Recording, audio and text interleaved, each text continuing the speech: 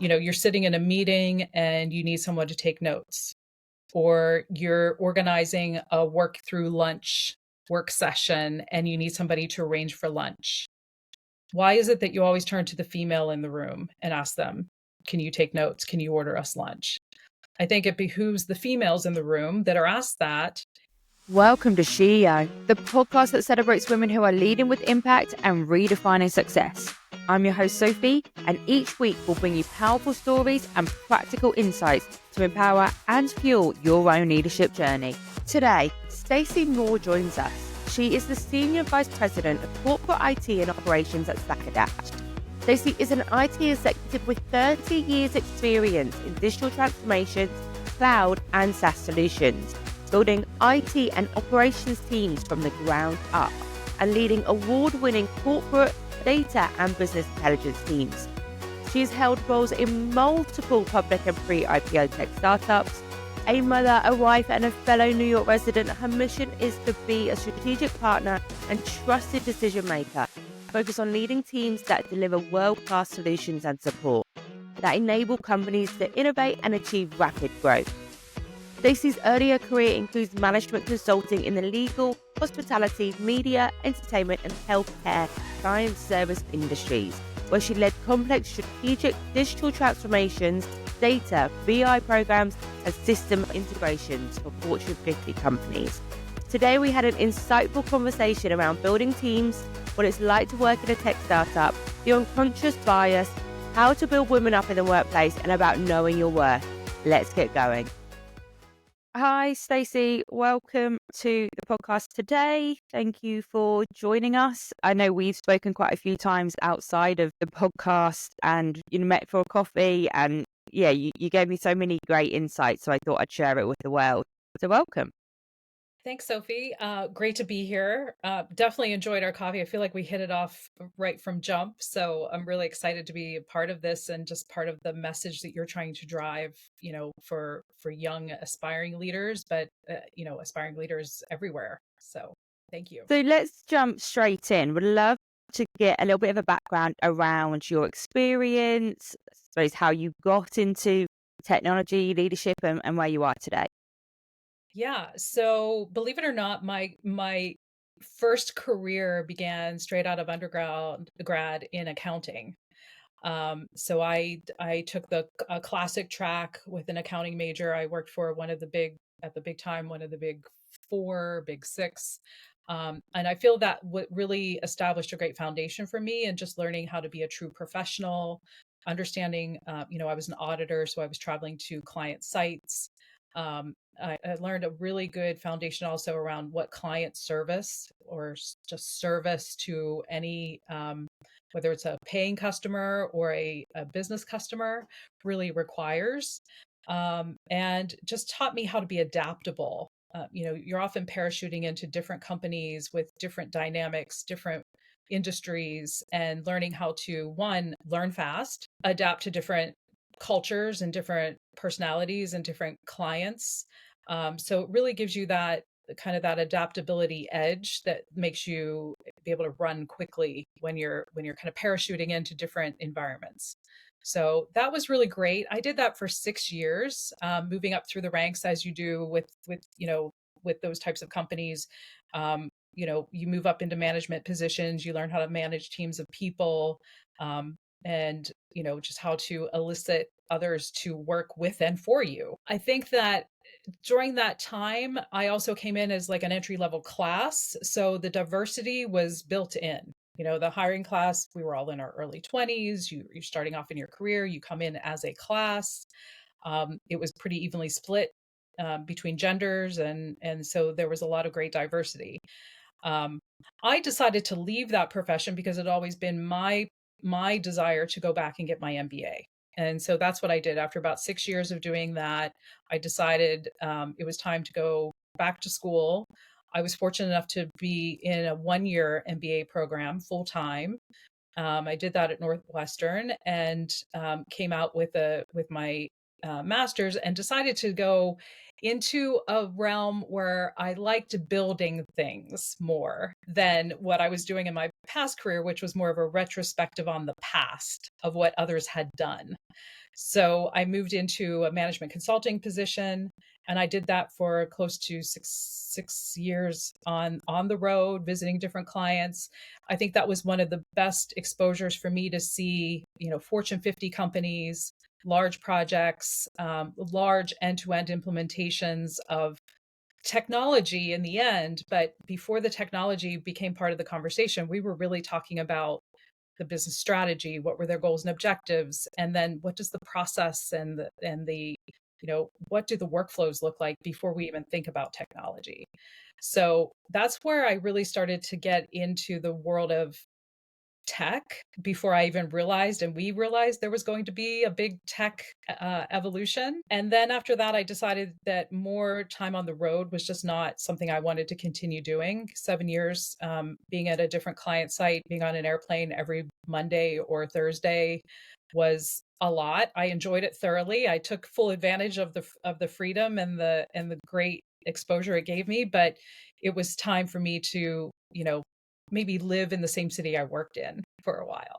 So at that point, I moved into working more in project management for a large global tech law firm. I worked in the tech department, and that business taught me what true white glove service to a group of end users really means. So think like a user. Everything you do, from the device they hold in their hands, as lawyers, traveling the globe and serving their clients, what are they dealing with? What are their challenges? And the technology can't be made for the sake of technologists.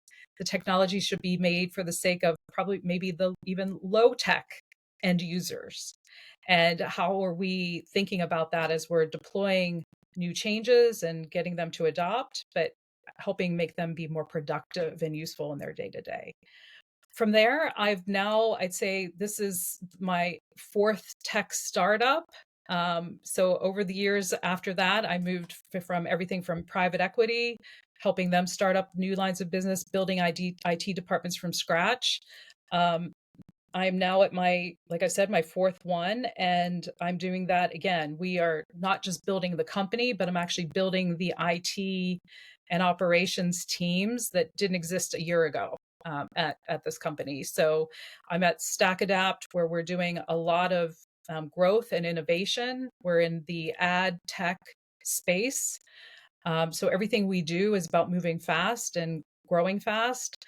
I kind of love that speed. I get a little bored when things start to slow down or I get too much white space in my calendar. So I do find that I have found a constant theme across my career, which has been in helping businesses build, helping them see a vision for what new can look like, but then actually doing the execution of getting there. We can have lofty goals, lofty aspirations, we can talk about things forever, but how do we actually take that talk and turn it into action?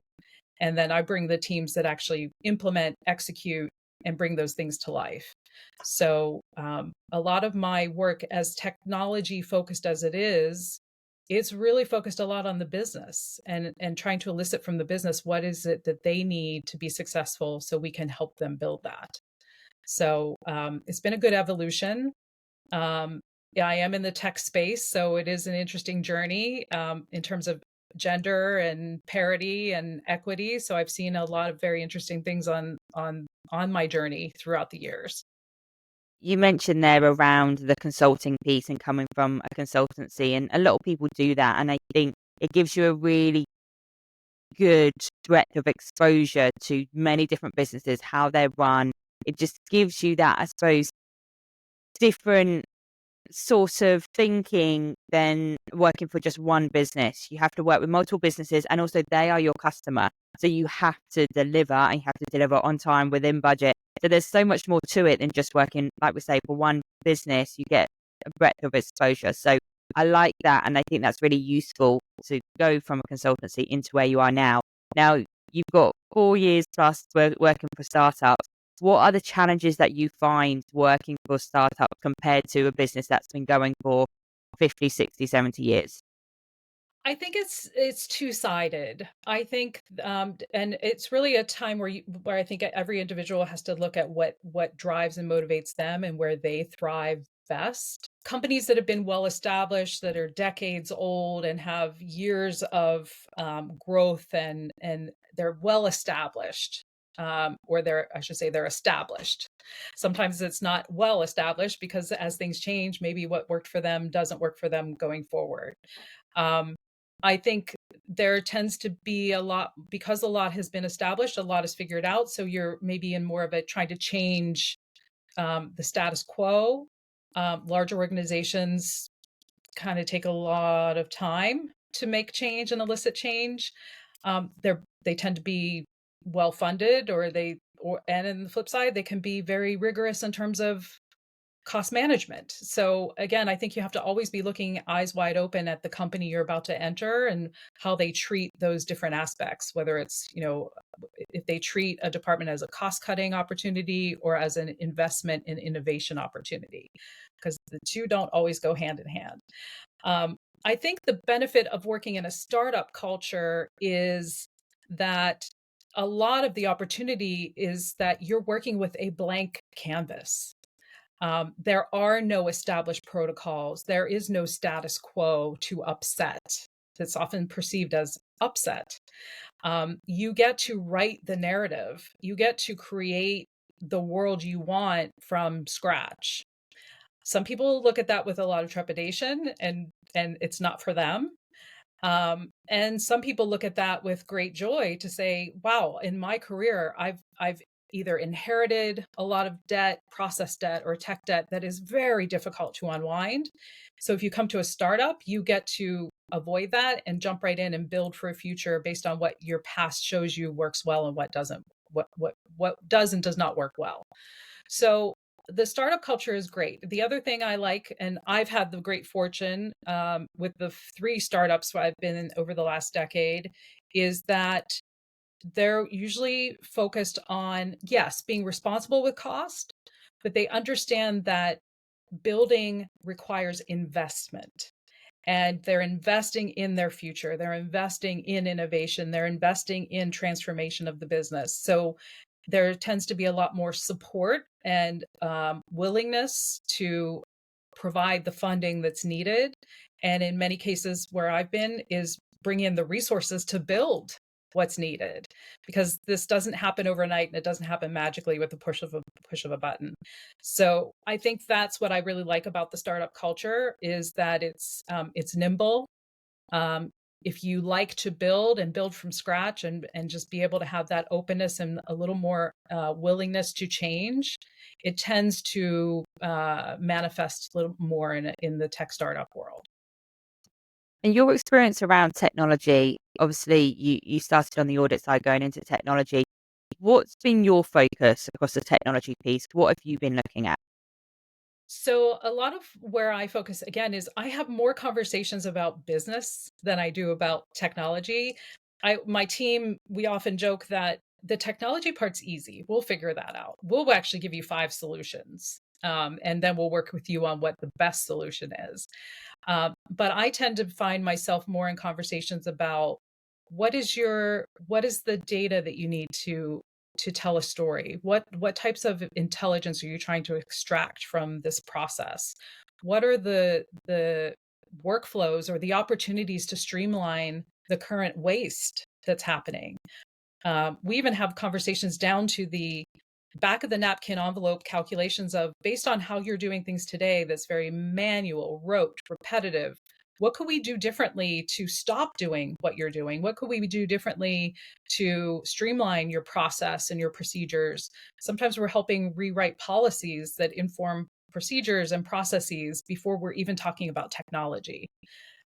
Sometimes we're even having conversations about how our respective partner teams need to reorg their org charts and the roles and resources they need to define where they're headed and grow as a future company. So I'm often having conversations that have a people flavor, that have a process, and then the technology comes in to support that.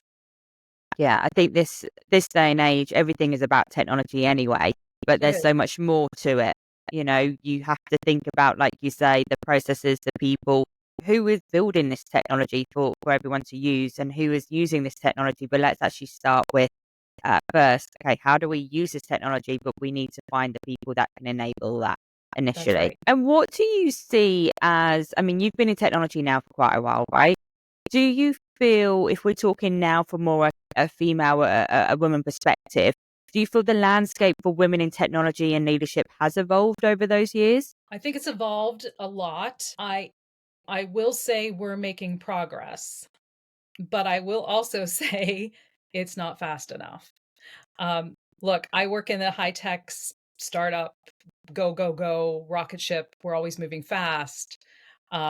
So it does perplex me sometimes that why can we move fast in so many other realms of industry, yet we can't seem to move fast on closing the gap on diversity, on gender, on pay, on what we keep calling that broken rung of the ladder and moving up through leadership. I think that's the part where while we are making progress, I my wish is for us to be able to, like anything, we always want things to go faster than what the pace currently is.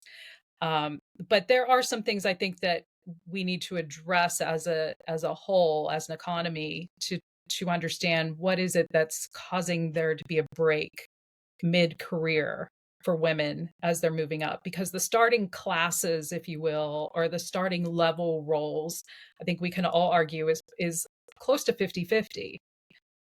Colleges are preparing women. I think, of course, we can always do better in that realm. We can do more as a society to push women towards more STEM related studies and areas of focus.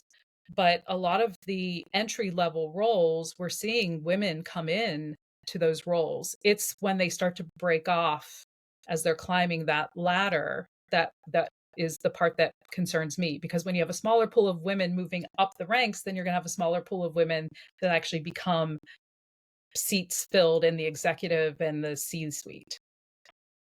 And what do you think the barriers are to that? You know, we have women that are dropping off before we get into the leadership roles.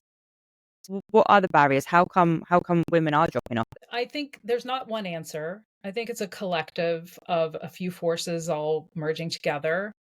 Some things that I have seen that I work actively to try to, call out or focus on, especially with women on my teams, is I think there's just a innate societal norm that we often give women non-promotable work. And so I'll give you a really relatable example that I think is just kind of hits the nail on the head, but then you can take it from there.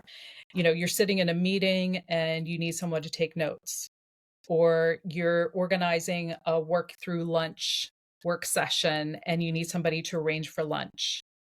Why is it that you always turn to the female in the room and ask them, can you take notes? Can you order us lunch? I think it behooves the females in the room that are asked that. You know why they're being asked? They're asked because they're really good at organization. They really take good notes. They really know how to listen, and they're on their game. So you ask the most dependable person in the room. And so, in a way, it's a compliment, but it's not going to help you. If anything, these are opportunities, I think, where women, we have to realize what's being asked of us. And often you can be asked by another woman who could be guilty of asking you to do this. And I think it's where we have to help coach and drive awareness that A, this is happening. I think it's unconscious. But we also have to help those being asked to push back and say no and offer an alternative. There are things that just aren't going to add to your promotion worthiness, but are going to consume hours of your day that distract you from the goals and objectives you do need to get promoted. So I encourage every woman to think about that. Don't say no, look, I don't want to do it, but it's I can do it this time, but the next meeting, can we have a conversation about putting this in a round robin so others all get the chance to take notes, to learn to improve their organization skills? Or let's push this around to maybe can we have the office admin take care of ordering lunch instead of one of the team members? My time is very valuable. I don't want to distract from the work I need to do to drive the project so we can be successful. So And I would encourage people that are in leadership positions to think about that before you reach out to the woman sitting in the room, because I know you're doing it as a compliment because you know they've got their act together, but you're really pushing them down because now you're giving them a rudimentary task that doesn't add value to your team, doesn't add value to your end game, and possibly you're creating a flight risk because they're not going to appreciate the work that's distracting them from what they're there to do. Yeah, you're kind of adding more to their plate, right? Yeah, yeah. And the other thing I see too is I do encourage women to take a seat at the table. I know it's a phrase we keep hearing over and over, but I have been in situations when I'm currently in a remote position now, so I'm not sitting in conference rooms very often. But when I was sitting in conference rooms, women will often come into the room and they'll be the first to arrive and the table is empty, but they'll sit in a seat around the perimeter of the room. And I will immediately say to them, have a seat at the table. There's all the chairs are here. And they'll say, oh, no, no, I don't want to sit there. I'll let somebody important sit there. And my comment is, well, you're important. You're actually helping to drive a lot of the work in this project. And you got here. Sit in the seat at the table. That I think there's often a women are opting themselves out. And I say, take your seat. You're here, you're on time, you're a part of this team, you're just as vital as everyone else. Have a seat at the table. Don't create a hierarchy that's not there, and don't perpetuate it. I often think too work-life balance comes into play. I think we need to be mindful as leaders. I have very mixed emotions about the mandatory return to work. I think that is one of the things that I would call a silver lining that came out of the COVID push to where we all had to work remotely is a lot of people realized that they could balance work and home life. Some did, some did not. But I think the point is people work better under the ability to have options, to have more variables that they can control to decide if they want to work remotely or if they want to work in an office. I'm not saying that everybody who works from home should be taking care of their, if they have children, should be taking care of children or a family or loved ones. But if that is something you want to do and that can work for you and you can balance both, then I do appreciate companies that are still allowing that to be a way for women to stay in the workforce. Women and men, quite frankly, because I think that we're seeing some of our younger generations that are balancing family between the male and the female roles. So I don't think that remote going away is necessarily a good thing. I think it's taking away options for women, if anything, setting us back. I would agree. I think with the pandemic, everyone found this new normal and they created their life around it, and then changing that and bringing people back into the office. I think having the flexibility is fantastic. And I'm someone who I like being in an office personally to build that culture and build those relationships.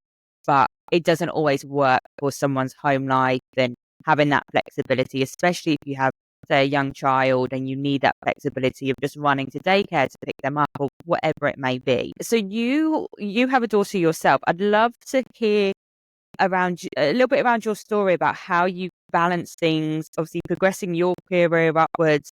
How did you find it and what did you do to be in the place you are now, but also raise a beautiful daughter as well?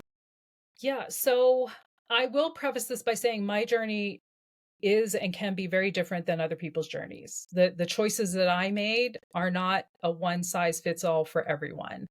But it worked well for me. What I can measure, what me and my husband decided to do is that when I look back on it, do I have any regrets about the way we decided to raise our daughter and have our careers? And my answer is a resounding no. It worked really well for us. And if we could do it all over again, we would do the same. For me, I was in a very fortunate position, as well as my husband, that one, I have a partner who equally divided the workload. So we did not take the traditional where I'm doing 60% of the work and he's doing 40% of the work at home, or even maybe even worse split of work. It was a 50-50 partnership. Um, I'm very lucky in that respect. I love that that was part of that's probably why I picked my husband, because that was probably that was part of the agreement going in. So that's one factor that helps tremendously.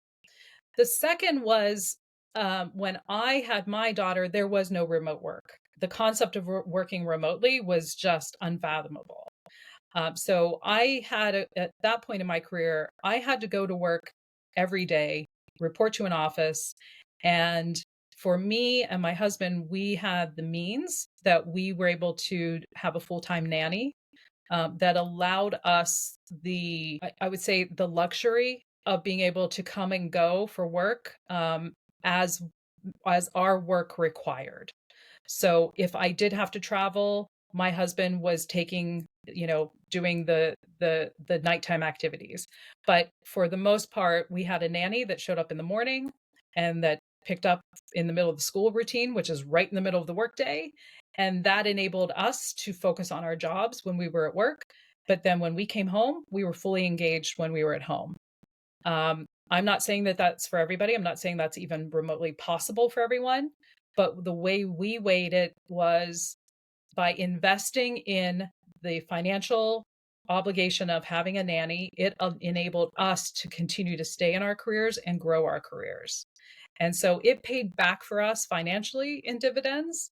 And it also paid back for us in many other ways because we were able to be fulfilled professionals. And at the end of the day, for me, I like setting an example to my daughter that regardless of whether it's mom or dad, you can both, as human beings, have a thriving professional career and still raise a family. And I'm trying to set that example for my daughter that you can be a total, you know, you can be a totally dedicated professional and have a thriving work career and still have family to come home to. So I feel like I'm doing a lot of this because I want to set a good example for my daughter and other children as they see how the professional world's changing. When we first spoke, I found that really useful because as someone who, I'm a professional, have a full-time job, I work long hours and then thinking about, settling down or having a family and trying to balance that. I think it's always, especially from a female's perspective, something that we think about and we're always, arguing with ourselves, should we do this? Should we do that? Should we take a step back and should we take time off? But the fact that you've been able to do it the way that you've done it, I think is inspiring and it might not work for everyone. I think everyone is different. It's up to you how you want to run your life. And if you want to stay at home and you have the means to do it, fantastic. But if you want to be a professional and go and be a VP or, part of a C-suite somewhere, you can do that as well. But you have to figure out how it works, the dynamics with the family and obviously financials as well do come into play. So yeah, your experience there, I think, will be really useful to a lot of people who are trying to figure out how to do what they need to do. Because Yeah, yeah, and I it's think hard. what's different if I had to put myself at that same point in my career in today's world where remote options are there, I might have done it differently. I don't know. I may not have. Again, knowing that my daughter was being fully cared for, that she was, being educated and taken care of, and she was being socialized and everything else. I feel that that made her healthier, it made me healthier.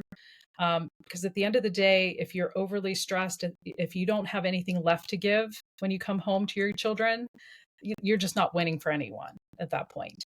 But there are some that may decide, some may have the fortune of having other family members that can provide care. Some may be able to do a part-time or a flexible work arrangement. Some may be able to do the work remotely, some days, all days, some hybrid approach. So I think what's nice in today's world is there are a little bit more in options.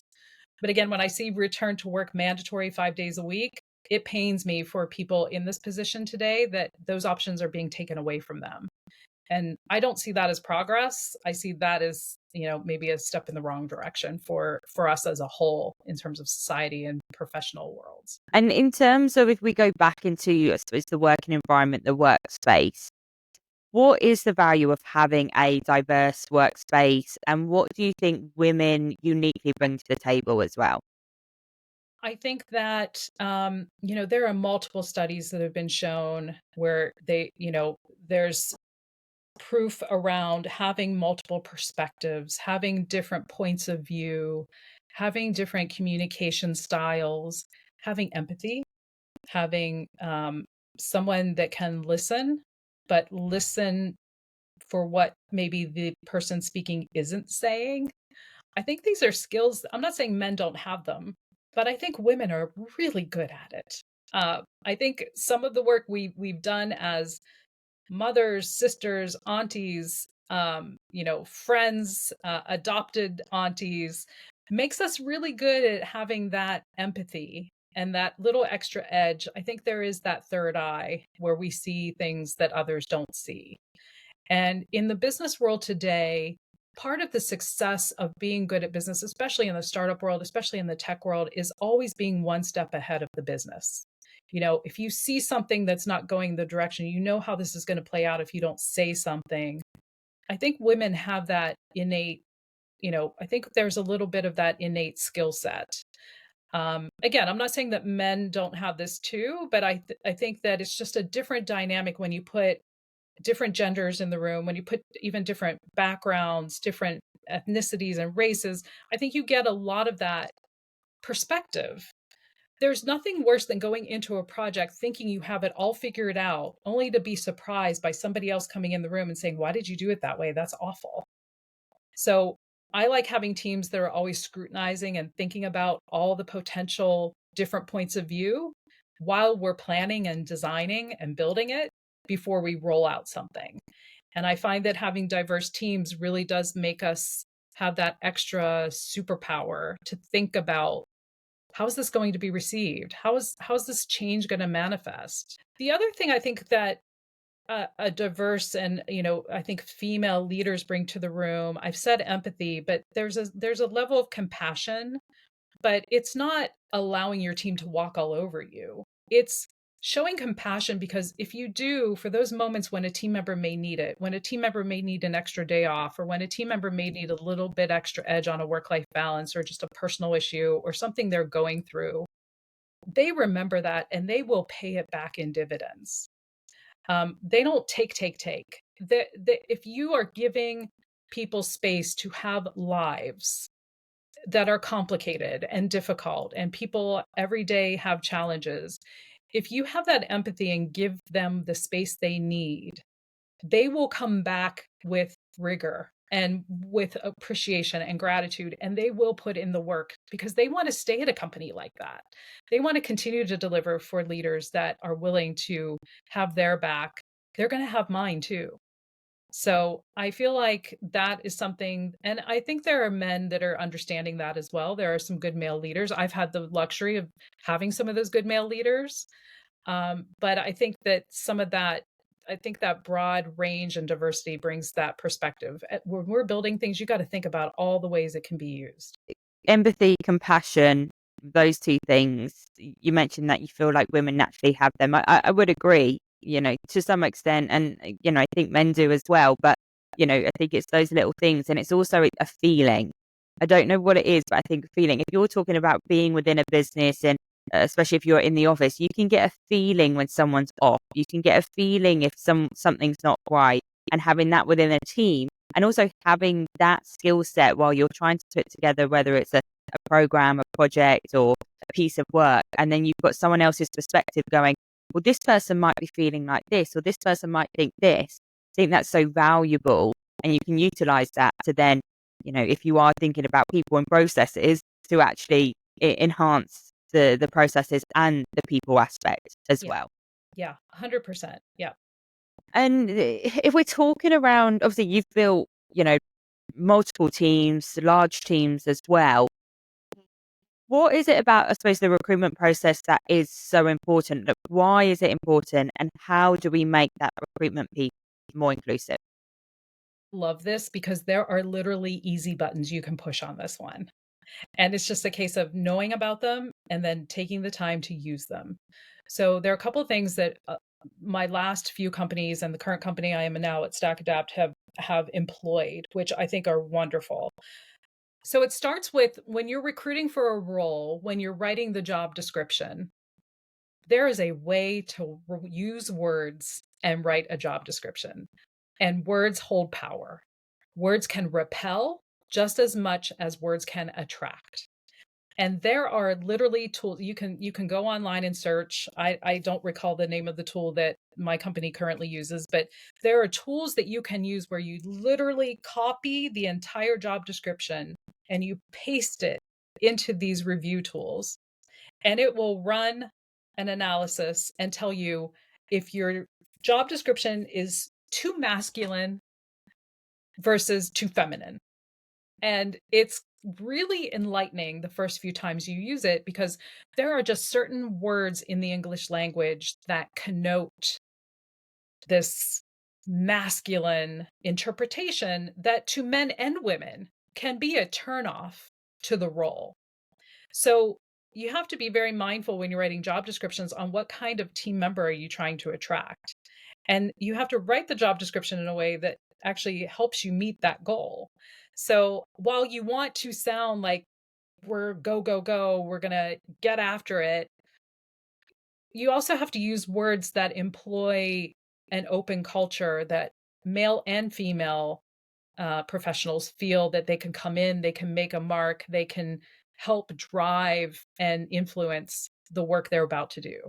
And so, one is write good job descriptions. Be mindful of what you're saying, because what you put out there is what you will attract. When you're talking with your recruiter or your recruiting team who is sourcing the role, tell them you are willing to take an extra week, or you're willing to take a little extra time to let the incoming applications wash in. It is well known that men are more apt to apply to roles where they only fit 1 to 2 of the bullets in the job description. Women tend to only apply to roles if they meet all, maybe 9 of the 10 bullets in a job description. Unless they can safely say they can check off 90+% of what's in the role, they will not apply. Men will apply, they just go for it.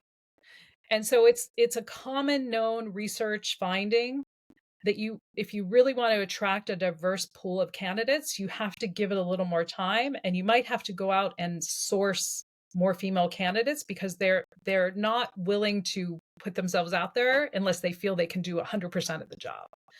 And so we find that if we wait a little longer, we do tend to get more diverse candidates coming in the second and third week. And if we wait a little longer, we can have a better pool of candidates. I think the other part is just, talking to the recruiter about the fact that we want to solicit and work on diverse talent.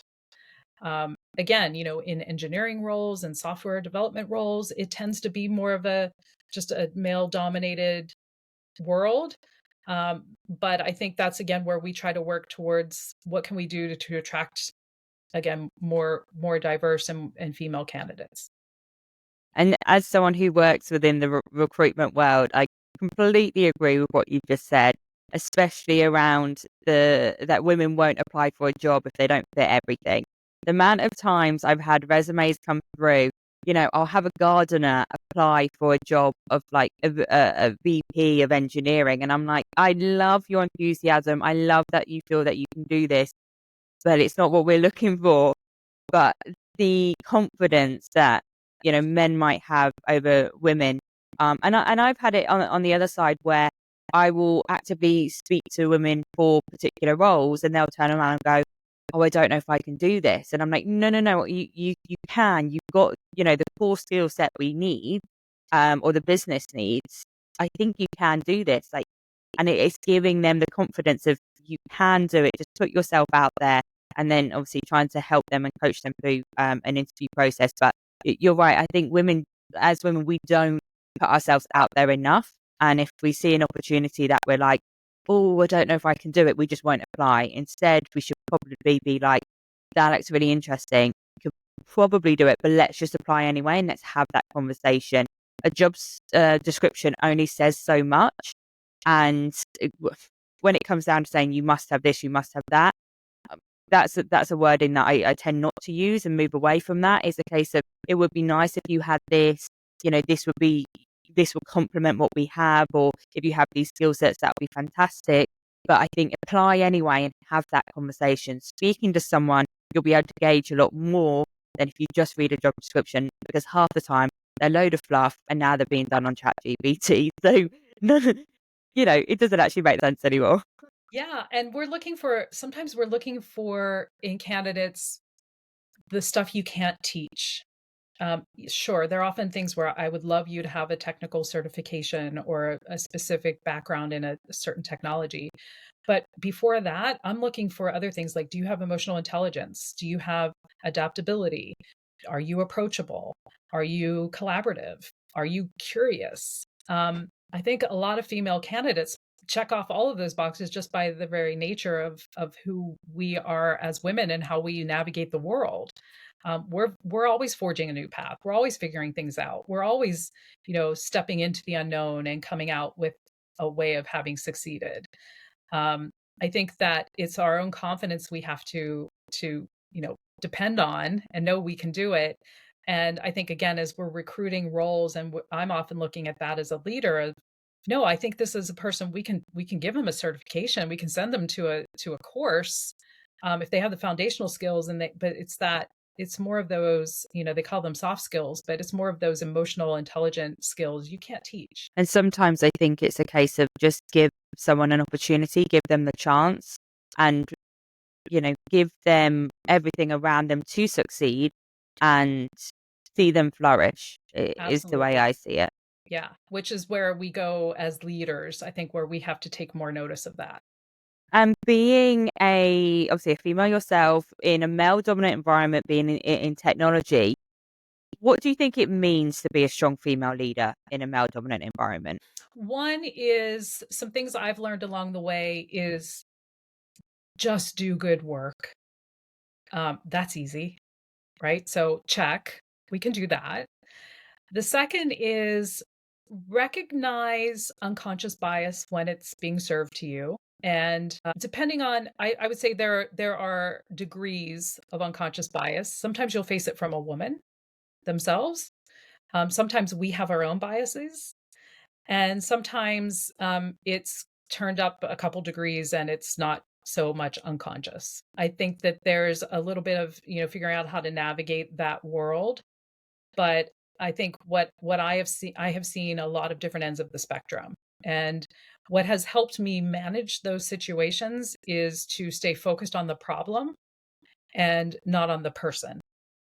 That in many cases, the bias starts to drop once they see you deliver to the point where they need you and they realize that this is not I'm not going to be successful if I don't put other strong female team members around me because they're helping me be just as successful as my male team members. I think the other thing is really learn how to collaborate, to really understand what it is to be a team player, but listen to what other people are saying because sometimes you might have to be the voice for someone else who is not exerting their voice, which then gets into the tricky and fun dynamic of assertion versus aggression. And so this is where we will always have to deal with this, with making sure that we're not seen as you know, I'm not going to use the phrases, but if you're aggressive, you get pinned with certain, um, names or associations, or you're branded as such, as being difficult or unapproachable or worse. But I think it's more spinning your brand towards being assertive. Sometimes you do that by being a voice for others who aren't using their voice. You're being a voice for business partners and colleagues who aren't speaking up and saying what they need, but you can actually be their voice. So then they're going to be your advocate because you're supporting them and you're helping them look good. It's saying something when you see something, but keeping it focused on the facts. Focus on the problem, not on the person or the personality. And I'm not going to say that it's all going to be fine, but it is something that women, I think we have to balance all the time because we know it's there waiting in the wings to be pinned on us. But to be a leader, regardless of your gender, of your background, you have to be assertive. You have to use your voice. You have to say something. Leaders don't get promoted by being the strong, silent type sitting in the corner of the room. But you can do it with the intention and with the end game being, look, I'm being vocal because I want to see this team succeed. Or I'm being vocal because there's a major voice in the room that's not being heard that's going to promote and contribute to our success.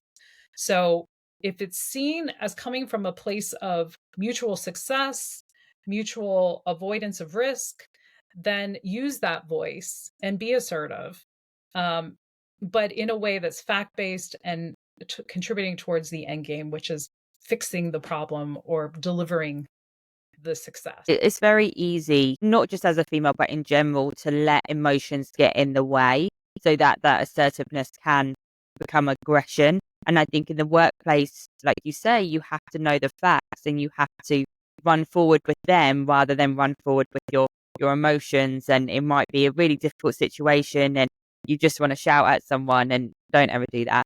But you might feel like you want to do that, but actually take a minute, take yourself off for a walk, come back the next day. I'm someone who, when I'm in a situation where, I want to say something, I disagree with something, and sometimes can disagree quite strongly, I will remove myself from the situation if I can and just take 10 minutes and then I'll recollect, come back before I actually say anything and just process my thoughts. So then I'm not being aggressive or I'm not using my emotions to drive whatever I'm trying to say. So I think that's quite important to, like I say, take yourself out of it. And this is work and normal life as well. It is. You've just got to take yourself out of it. Look at the bigger picture. I have a coach, and she taught me that you literally have to look at yourself from above when you're saying something or doing something, and be like the third person going, what are you saying? What are you doing? And bring yourself back and ground yourself before you actually go out there, speak, or do whatever you wish to do.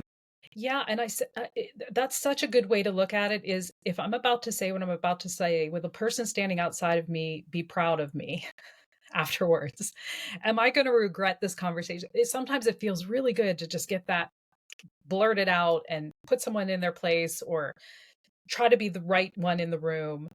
But after you say it, are you going to be just flooded with regret?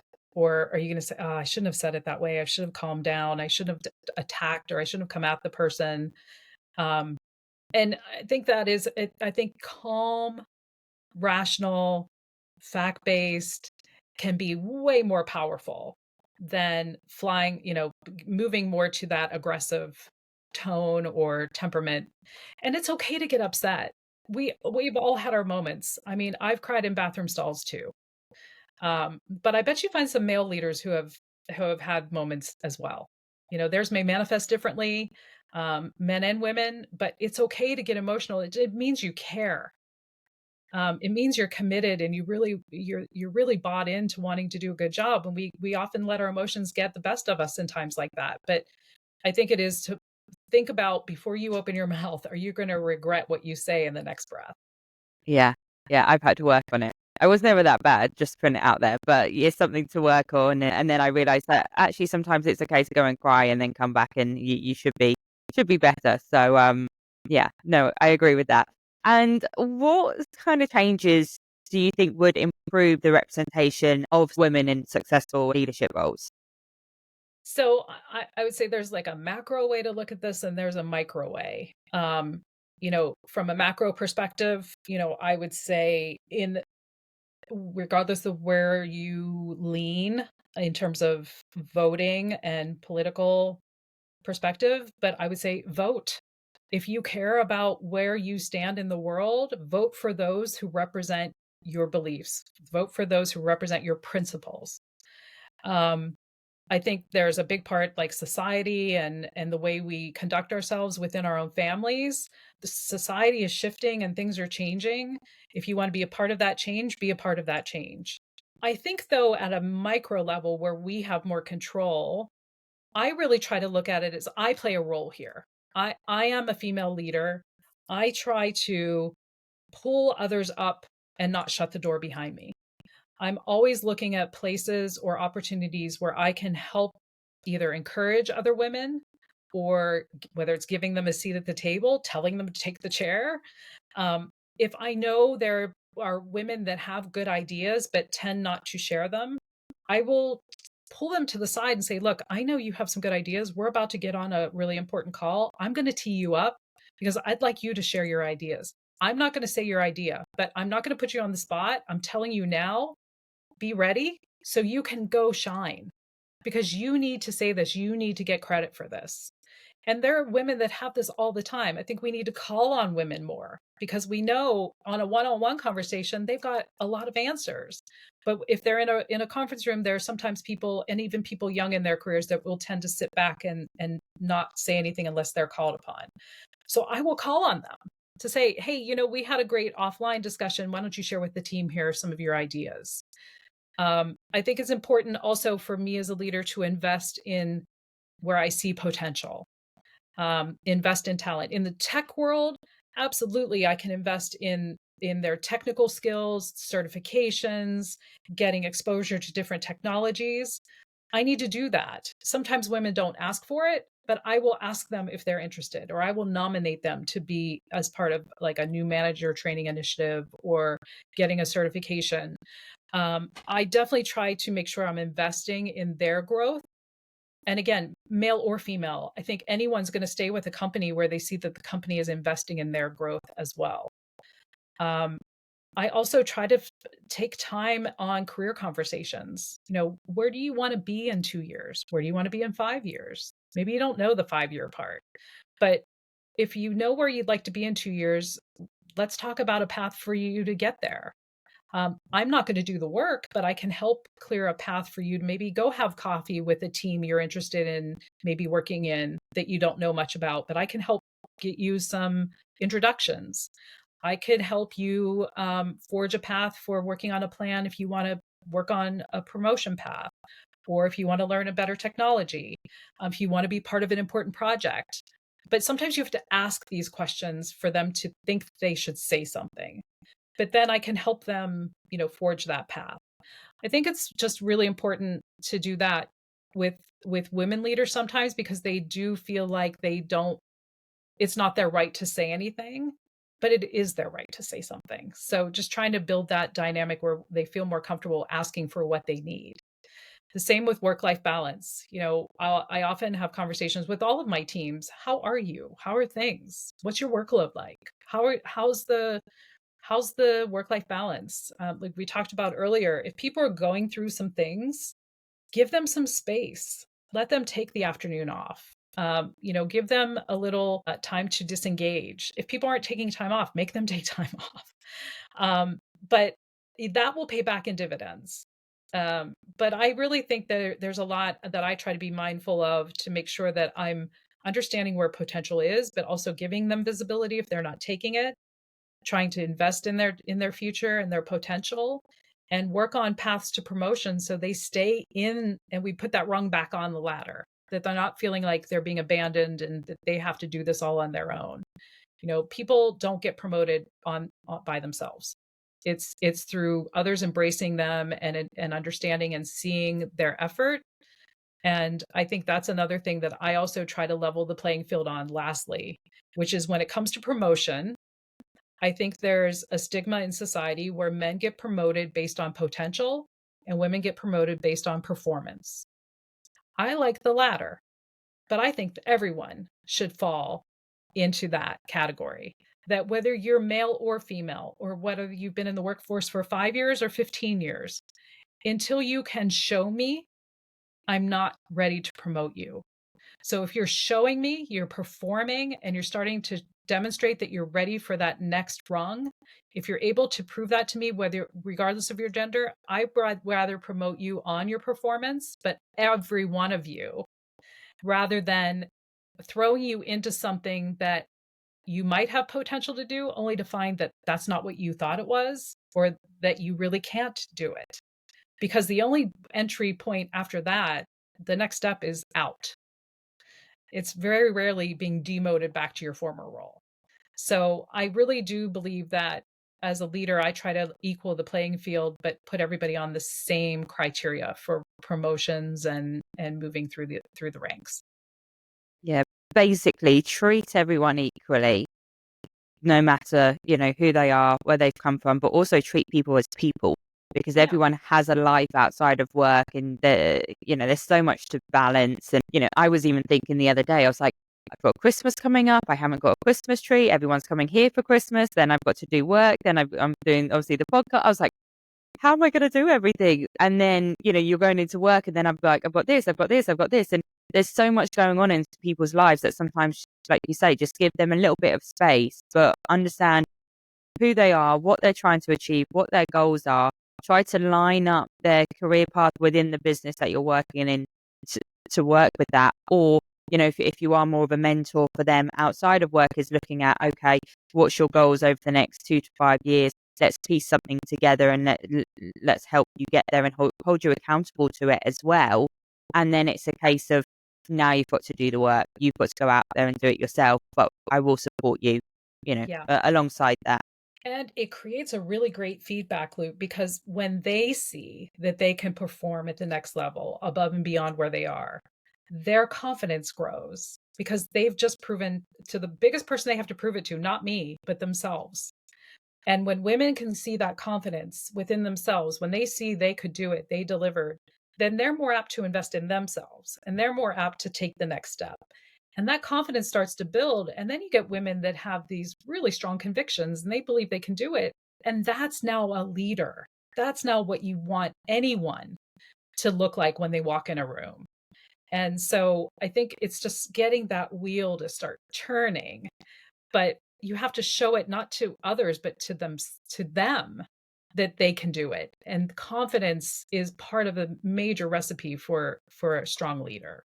I agree. That confidence piece, and it obviously comes from within, but you know, depending on your environment, who you're around, they can also help you with your confidence and giving you little tasks or little things, and you achieve it. Every time you achieve something, that should hopefully give you that confidence to push even further and go, "Oh, I can do it. Look what I've just done."